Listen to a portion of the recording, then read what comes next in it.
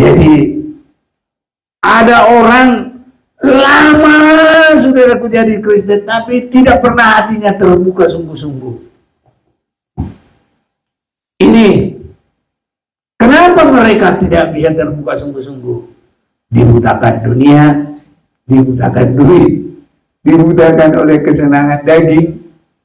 Ini saudara-saudaraku. Jadi nggak bisa meredakan, nggak bisa tersungkur. Sebabnya kalau kita semakin diberkati Tuhan, seperti murid-murid itu, mana ada yang dipertahankan apapun. Rasul Paulus, mana ada dia dipertahankan. Begitu terpanggil, murid-murid itu juga begitu terpanggil, tidak ada yang dipertahankan. Saudara-saudaraku, biarpun kita tidak langsung seperti itu, tapi Yesus kita urutannya begitu. Baru nanti tua-tua itu, murid-murid itu begitu. Dan kita juga harus bertabiat-tabiat yang sama, saudara-saudaraku.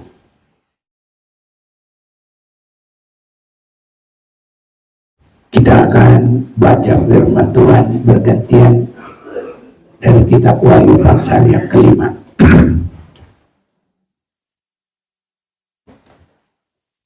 Dari ayat 1 sampai dengan yang ke-10. Saya baca ayat yang ganjil, saudara akan menyambut dengan ayat yang kedua, dan selanjutnya terakhir nanti kita akan bersama. Kitab yang dimeterai dan anak domba. Maka aku melihat di tangan kanan dia yang duduk di atas tahta itu sebuah gulungan kitab yang ditulis sebelah dalam dan sebelah luarnya, dan dimeterai dengan 7 meterai.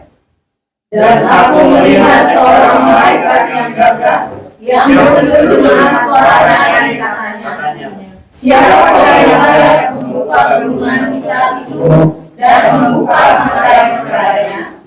Tetapi tidak ada seorang pun yang di surga atau yang di bumi atau yang di bawah bumi yang dapat membuka gulungan kitab itu atau yang dapat melihat sebelah dalamnya.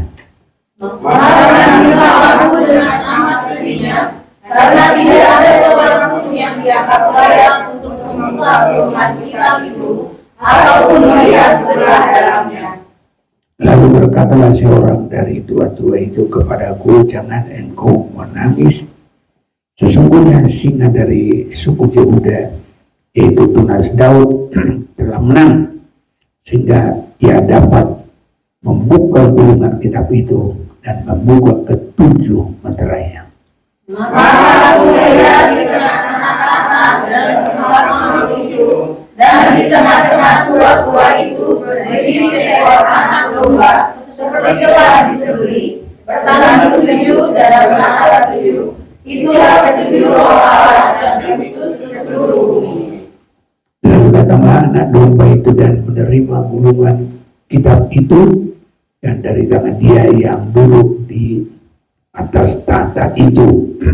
Ketika dia mengambil gulungan kitab itu, tersungkurlah keempat makhluk dan 24 tua-tua di hadapan anak domba itu, masing-masing memegang 1 kecapi dan 1 cawan emas penuh dengan minyak. Itulah doa orang-orang kudus.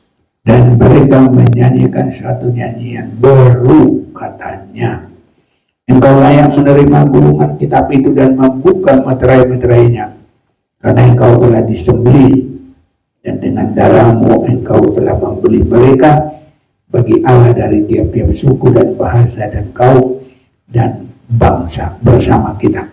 Dan engkau telah membuat mereka menjadi suatu kerajaan dan menjadi imam-imam bagi Allah kita, dan mereka akan memerintah sebagai raja di bumi.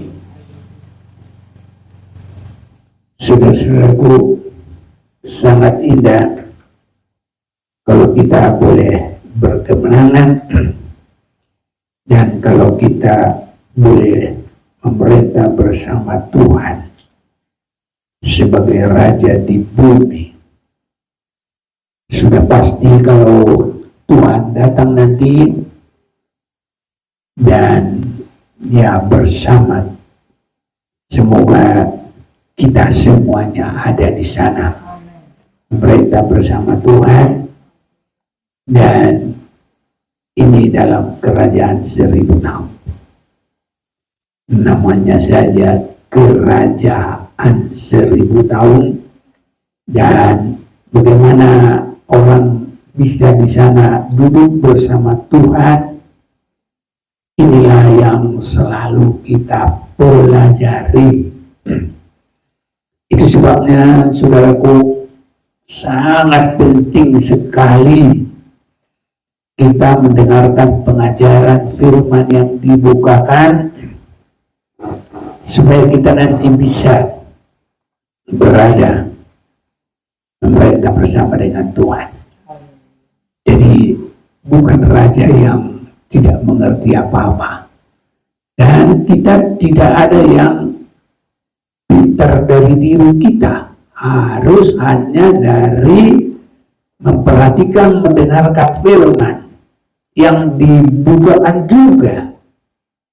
Sebabnya kita harus benar-benar sangat merindukan supaya kita juga, saudara-saudaraku, menjadi kehidupan yang terberkati, boleh duduk bersama Tuhan, memerintah sebagai raja.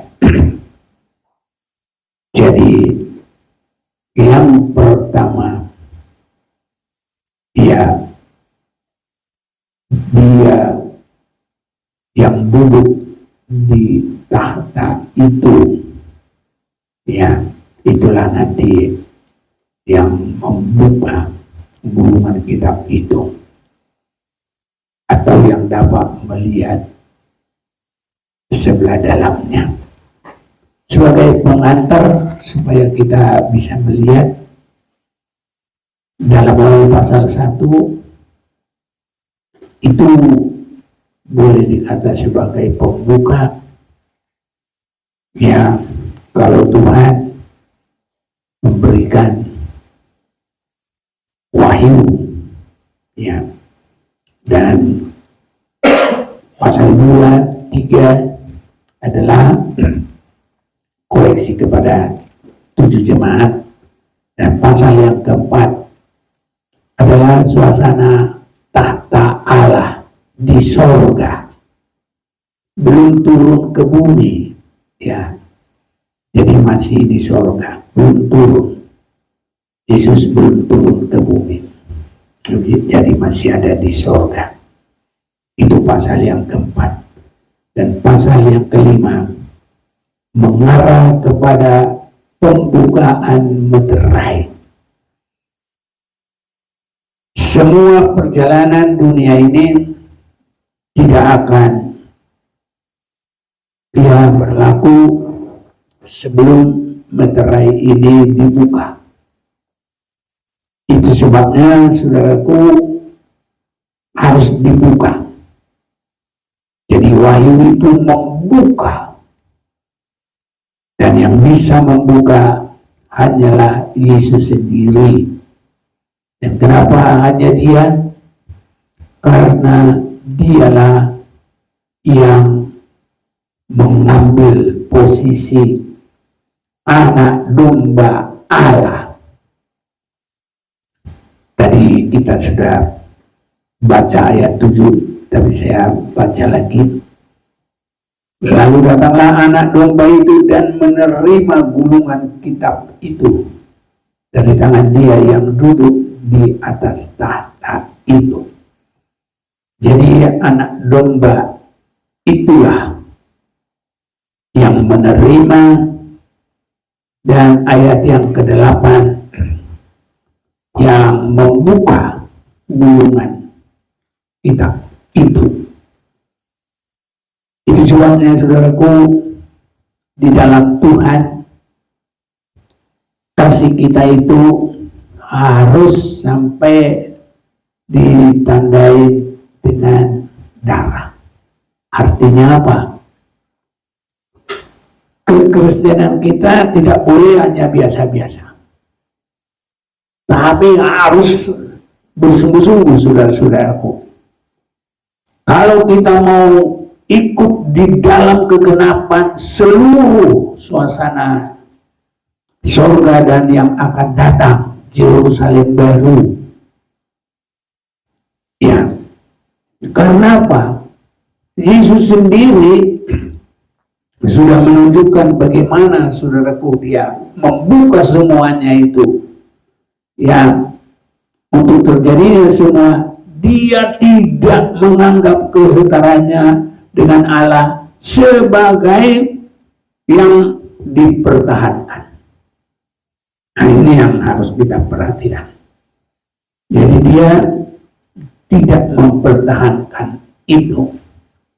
Sebenarnya kalau biasanya manusia yang dipertahankan hanya gengsi. Gengsi apalah gengsi. Tapi kalau Tuhan, kesetaraannya dengan Allah itu tidak dipertahankan. Itu sebabnya, saudaraku, gengsi-gengsi belum tentu ada apa-apanya. Jadi kita tidak boleh mempertahankan gengsi-gengsi kita kalau mau mengikut seperti Yesus. Ya, ini saudara-saudaraku.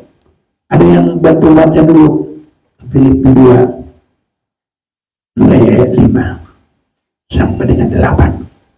Filipi 2 mulai ayat 5. Hendaklah kamu dalam hidupmu bersama menaruh pikiran dan perasaan yang terdapat juga dalam Kristus Yesus, yang walaupun dalam rupa Allah tidak menganggap kesetaraan dengan Allah itu sebagai milik yang harus dipertahankan, melainkan telah mengosongkan dirinya sendiri dan mengambil rupa seorang hamba dan menjadi sama dengan manusia. Dan dalam keadaan sebagai manusia, ia telah merendahkan dirinya dan taat sampai mati, bahkan sampai mati di kayu salib.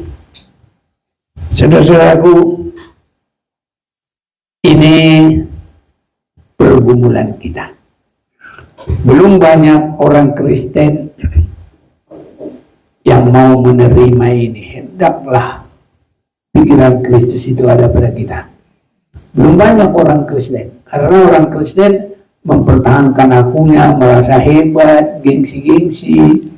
Makanya kadang-kadang kalau kita lihat Kristen-Kristen yang baru-baru, kalau bersaksi hebat gengsi-gengsinya, ya semua ditunjukkan. Tapi kalau Yesus justru tidak menganggap kesetaraannya dengan Allah, justru merendahkan dirinya, justru mengambil posisi yang terendah.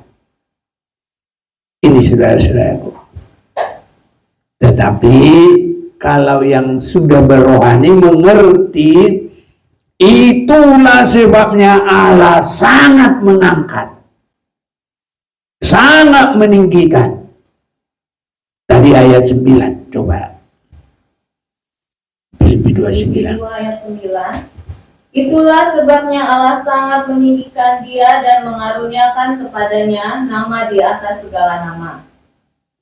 Ya, jadi tidak mempertahankan gengsi-gengsi, aku-aku, dan mau merendahkan diri, mau mengambil posisi yang rendah sebagai hamba, bukan untuk dilayani tapi untuk melayani. Itulah sebabnya Allah sangat meninggikan dia. Sebabnya yang merendahkan diri akan diangkat, merendahkan hati, merendahkan kehidupan. Tapi yang meninggikan diri akan direndahkan. Amin, saudaraku. Haleluya. Nah, posisi kita harus tahu kita mana posisi yang harus kita tempati. Mana posisi yang kita harus kejar. Semakin kita lama jadi orang Kristen harus semakin mengerti. Tapi orang biar lama pun kalau nggak mengerti, nggak ada pengajaran, nggak ada bimbingan, lama pun nggak mengerti. Tapi semakin lama kita semakin mengerti dan semakin tahu posisi mana. Saudara-saudaraku yang kekasih, jadi bukan karena kita ini gembel atau apa, bukan. Tapi posisi kita ya yang merendahkan dirinya akan ditinggikan oleh Tuhan. Yang meninggikan akan direndahkan. Ini saudara-saudaraku. Jadi Yesus sebagai anak domba Allah, itulah yang membuka sampai kepada hari yang ke depan. Jadi pembukaan kitab itu ada 7 meterai. Itu hal-hal yang akan terjadi. Bisa saja sudah mulai terjadi dan akan terjadi lagi terus. Inilah saudara-saudaraku. Jadi semuanya itu ya itu karena posisi Yesus anak domba Allah. Dan nanti kitab Wahyu ini semua habis pembukaan meterai ini nanti ada peniupan sangkakala. Habis itu nanti ada pencurahan bokor. Nanti habis itu ditunjukkan ya perempuan yang sangat bersundal, itu Wahyu 17. Dan nanti tarikan-tarikan dunia itu Wahyu 18, itu Babel. Baru Wahyu 19 pesta nikah anak domba Allah. Wahyu 20 adalah kerajaan 1000 tahun. Wahyu 21 adalah Yerusalem baru dengan Wahyu pasal 22. Ini saudara-saudara yang kekasih. Jadi semua itu nanti terjadi dimulai dengan Yesus yang merendahkan diri itu. Ini saudaraku, makanya kita lihat lalu datanglah anak domba itu dan menerima gulungan kitab itu. Hanya dia yang bisa membuka. Nah, ini saudara-saudaraku. Dan kenapa hanya dia? Karena itu dia mau merendahkan dirinya.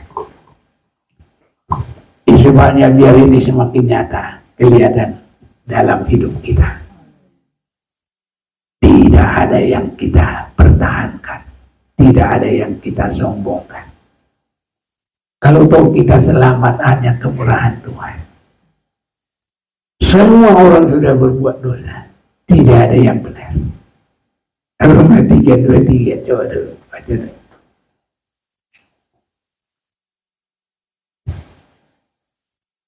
Roma 3 ayat 23. Karena semua orang telah berbuat dosa dan telah kehilangan kemuliaan Allah. Ya. Udah habis? Ya, ini surah-surah ya. Jadi kalau kita boleh diselamatkan itu oleh kemurahan Tuhan. Dan kalau kita nanti boleh meniti perjalanan yang dibukakan ke depan dalam kitab Wahyu, sehingga kita tidak keliru jalan, tidak keliru posisi, tidak keliru perbuatan, tidak salah, saudara-saudaraku. Itu semua hanya karena pengorbanan Yesus, anak domba Allah. Ini saudara-saudaraku. Itu sebabnya kalau semakin kita lihat dibuka ya firman Tuhan, maka kita harus semakin pasrah dan menyerah. Ini di sini disebut tersungkur. Lalu datanglah anak domba itu dan menerima gulungan kitab itu dari tangan dia yang duduk di atas tahta itu. Ketika ia mengambil gulungan kitab itu, tersungkurlah keempat makhluk dan ke-24 tua-tua itu.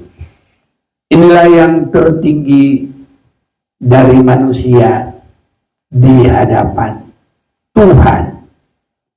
Nah, ketika ia mengambil gulungan kitab itu, tersungkurlah keempat makhluk dan ke-24 tua-tua di hadapan anak domba itu. Saudara-saudaraku, kalau kita lihat 12 itu ada dari perjanjian lama, pilihan dari bangsa Israel, ada 12 dari perjanjian baru, itu ya pilihan dari Yesus Kristus. Ya ini saudaraku, jadi mewakili perjanjian lama, perjanjian baru. 24 tua-tua itu di hadapan anak domba itu masing-masing memegang satu kecapi dan satu cawan emas penuh dengan kemenyan. Itulah doa orang-orang kudus. Jadi kita lihat di sini tersungkur. Ya. Jadi saudara-saudaraku, semakin kita mengerti dan melihat firman yang disingkapkan, kita harus semakin merendahkan diri kita di hadapan Tuhan. Ya, sama dengan tersungkur. Kalau ada juga saudaraku yang benar-benar sampai dia badannya juga ikut tersungkur, ya bagus juga, gak salah saudaraku. Tapi semakin rendah hati juga sama. Ya, ini. Jadi kalau ada pembuka rahasia firman, karena nanti akan semakin tergenapi, berbahagialah yang mendengar, yang membaca dan melakukan. Ini saudara-saudara itu berbahagia. Jadi baru dibuka saja sudah harus kita semakin merendahkan hidup kita di hadapan Tuhan. Jadi ibarat piring sudah terbuka untuk menerima apa yang mau disendok di piring kita. Sudah pasti yang baik yang dari Tuhan. Tidak ada yang jelek, saudaraku. Jadi ada orang lama saudaraku jadi Kristen, tapi tidak pernah hatinya terbuka sungguh-sungguh. Ini kenapa mereka tidak bisa terbuka sungguh-sungguh? Dibutakan dunia, dibutakan duit, dibutakan oleh kesenangan daging. Ini saudara-saudaraku. Jadi nggak bisa merendahkan, nggak bisa tersungkur. Sebabnya kalau kita semakin diberkati Tuhan, seperti murid-murid itu, mana ada yang dipertahankan apapun. Rasul Paulus, mana ada dia yang dipertahankan. Begitu terpanggil, murid-murid itu juga begitu terpanggil, tidak ada yang dipertahankan. Saudara-saudaraku, biarpun kita tidak langsung seperti itu, tapi Yesus kita urutannya begitu. Baru nanti tua-tua itu, murid-murid itu begitu. Dan kita juga harus bertabiat-tabiat yang sama, saudara-saudaraku. Ya, supaya kita sangat diberkati dan kita juga adalah orang yang berbahagia dan orang yang beruntung. Berbahagialah ia yang membacakan dan mereka yang mendengarkan kata-kata nubuat ini.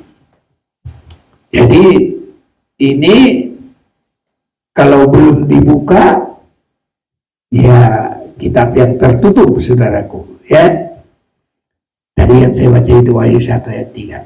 Dan yang menuruti apa yang ada tertulis di dalamnya. Jadi ini nanti akan membawa kita penyembahan di Yerusalem baru. Makanya penyembahan kita harus di dalam roh dan kebenaran.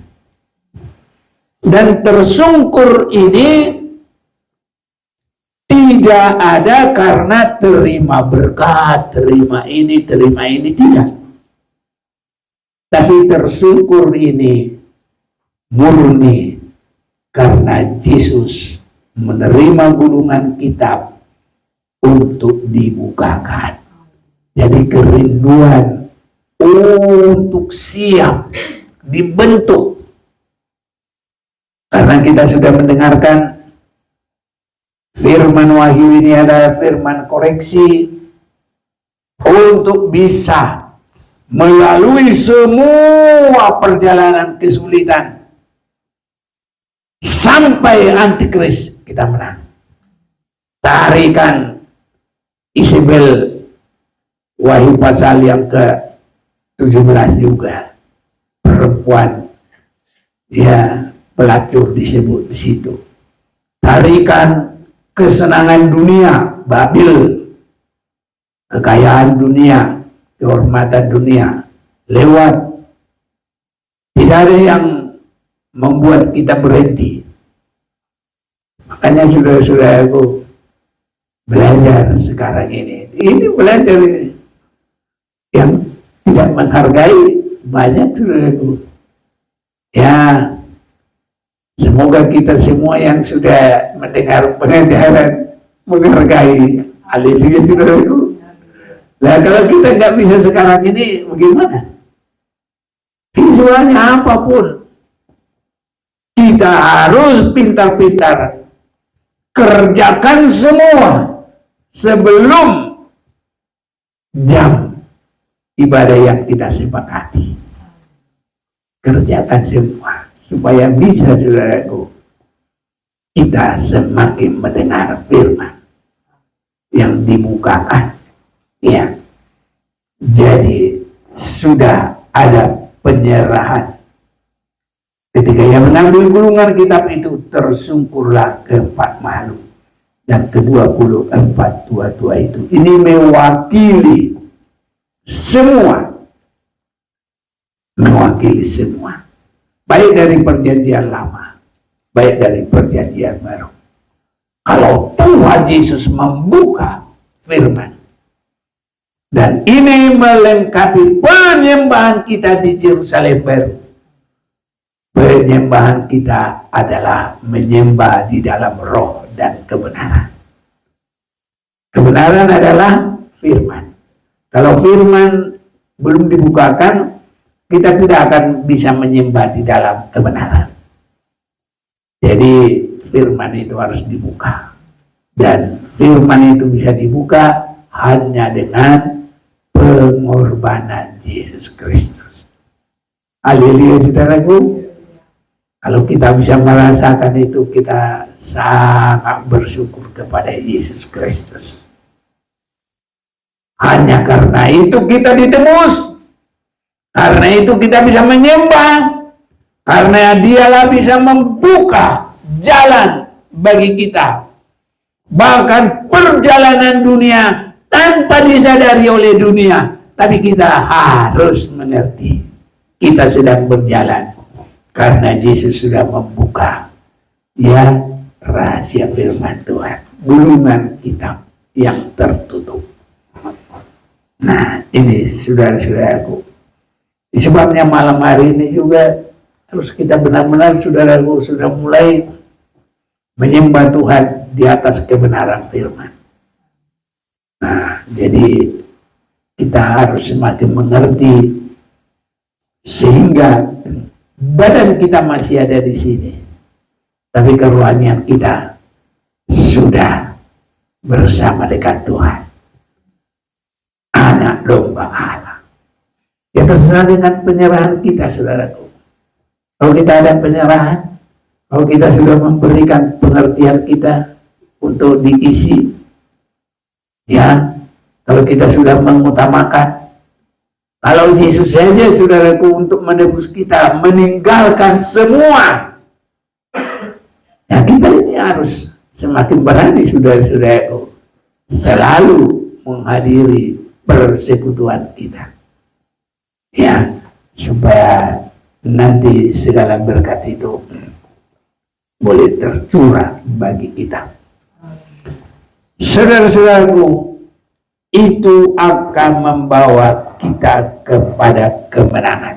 Itu sebabnya ayat 9, dan mereka menyanyikan suatu nyanyian baru, katanya, engkau layak menerima gulungan kitab itu. Saudaraku, nyanyian baru ini tidak akan bisa dinyanyikan oleh orang yang belum menghargai firman Tuhan. Ya, ini.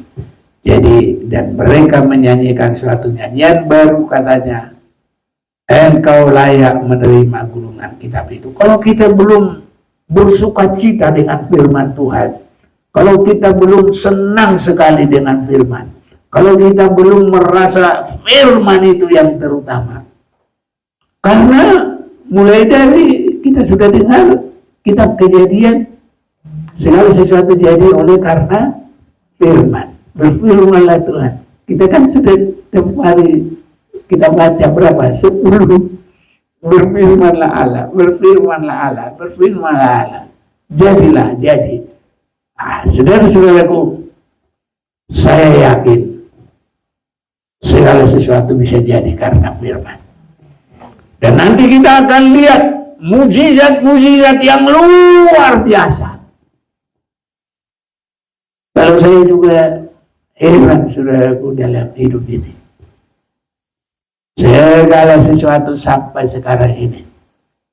Taruhlah di 17 Agustus saya apapun, semuanya mujizat Tuhan. Iya, ada mujizat Tuhan. Saya mau masuk ke sekolah kitab, mana dipandu oleh siapa-siapa orang tua saya, tidak. Saya sekolah Alkitab, mana ada orang yang dukung-dukung biaya saya seperti biasanya orang tua sekolahin anaknya. Ya, memang saya yang pergi, tapi sebenarnya saya juga nggak pergi.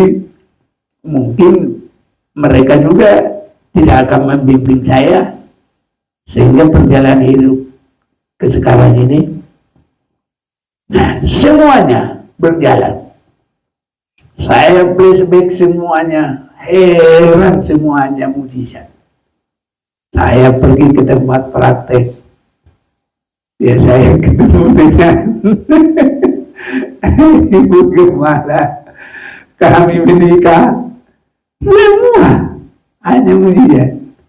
Sudah berani terjun kepada firman Tuhan, merendahkan diri, mengosongkan diri, pergi ke tempat yang dekat hutan, pelayanan 5 tahun, Tuhan tolong.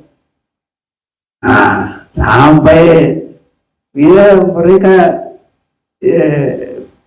membayangkan, oh Bapak seminar terus, aku belum pernah. Itu kalau mau ikut-ikut langsung, gak usah kita pulang sini. Nggak mikir pelayanan, nggak mikir apa, anak keempat, jalan aja. Langsung pindah ke Jakarta sampai sekarang. Dan di Jakarta ini semuanya hanya karena Tuhan, tidak ada apa-apa. Ya, tapi Tuhan ya bisa tolong semuanya.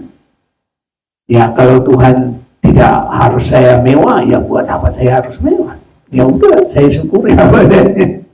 Saya bersyukur. Tapi ya begitu pun bisa ngikuti saudaraku, karena semua hanya Tuhan, tidak ada yang lain. Orang dikasih bukti aja juga kami nggak mau terima. Sekali 3 bulan 20 juta, sekali 3 bulan 20 juta. Ya ketua wilayah kita hanya yang Pak Manik hanya tanda tangan aja, kami ngurusin semua. Ya buat kalian aja lah. Tuhan berkati. Tuhan Maha Kuasa, Tuhan kaya, Tuhan sanggup. Nah, begitu juga saya ingin nanti menyampaikan perpuluhan, karena banyak orang pendeta-pendeta sudah banyak melenceng, saya lihat. Nanti bila perlu kita bikin juga podcast untuk itu, khusus itu, ya biar baik. Nah, coba dirancang dulu.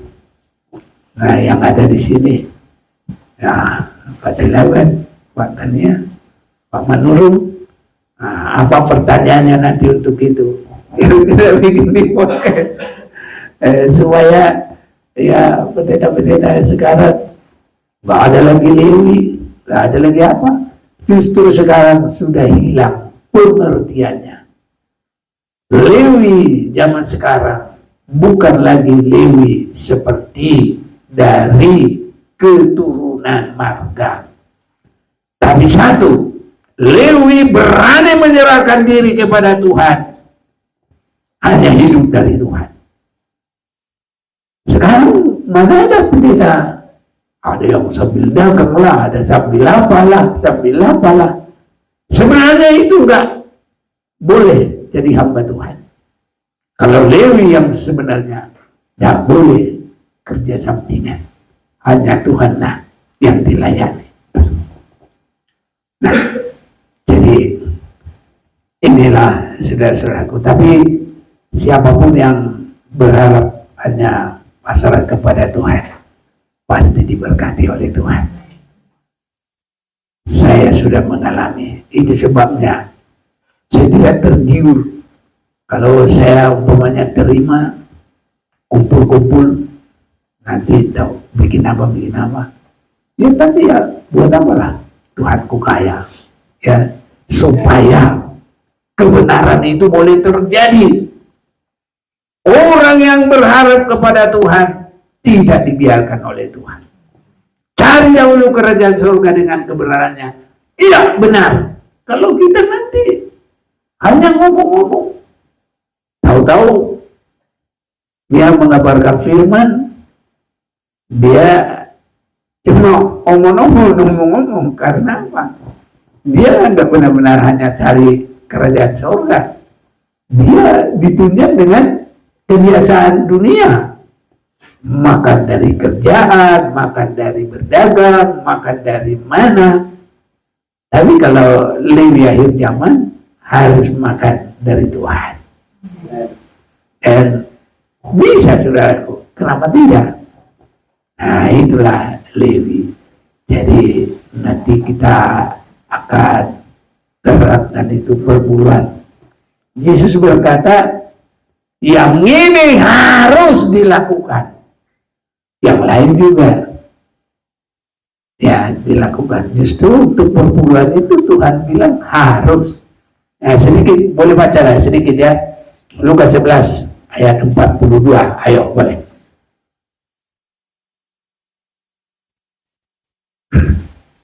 Sedikit menyimpang. Tapi ini termasuk pembukaan rahasia firman juga. Lukas 11 ayat 42. Ya. Tetapi celakalah kamu, hai orang-orang Farisi, sebab kamu membayar persepuluhan dari selasi, ingu dan segala jenis sayuran, tetapi kamu mengabaikan keadilan dan kasih Allah. Yang satu harus dilakukan dan yang satu, yang mana perbulan itu tadi? Terus? Yang satu harus dilakukan dan yang lain jangan diabaikan. Ya, justru yang lain cuma disebut jangan diabaikan. Tapi yang pertama itu harus dilakukan. Hanya orang Farisi ahli Taurat ini nakal juga. Mana yang paling kecil itu yang diperpuluh, yang besar nggak mau dia. Karena selasi, ada semanis, satu lagi apa? Jintan. Itu adalah rempah-rempah buat masak yang paling kecil. Ya, biji-bijian yang lebih kecil dari padi. Nah itu yang diperpuluh dia. Yang penting dia hanya nama saja. Saya sudah bayar perpuluhan gitu. Wah itu pintar-pintarnya Farisi ahli Taurat. Gitu. Tapi itu pun biarpun yang sekecilnya, itu harus dilaksanakan. Dan yang lain jangan diabaikan. Jadi jangan diabaikan dengan kata harus dilaksanakan buat mana? Harus. Jadi semua yang ngomong-ngomong tidak boleh perpuluhan, Yesus bilang harus. Ini pendeta-pendeta asal belum ngerti dia berani ngomong. Berapa banyak nanti dia melawan firman. Dan sebagai pengalaman, setiap melakukan itu, walaupun Maliaki 3 ayat yang ke-10 itu, 10 Pak? Ya 10. Ya, itu dalam perjanjian lama, tapi kebenarannya itu benar. Dan justru lebih dari 1/10 yang sangat diberkati Tuhan, kalau berani seperti janda Sarfat, bukan 1/10, 100% dia kasih. Kalau saya sebagai pribadi saya, kalau saya mungkin saya tidak tega. Tapi kalau hamba Tuhan Elia, berbuatlah dulu dan berikan terlebih dahulu kepadaku, kata Elia. Tapi justru itulah jaminan dari Tuhan. Tepung yang sedikit, minyak yang sedikit tidak habis, terus sampai melewati. Saudaraku, termasuklah kitab Wahyu ini, melewati semua kesulitan, harus pasrah sepenuh. Ini saudara-saudaraku, kalau Tuhan sudah bukakan rahasia firman, harus pasrah sepenuh. Hanya itu yang bisa menang. Yang tidak berani, yang ragu-ragu, yang separuh-separuh, yang selalu belok sana belok sini, tidak berkenan. Mengasihi Tuhan harus kita semakin berani, dengan segenap hati, dengan segenap jiwa. Haleluya. Mari kita mau datang kepada Tuhan.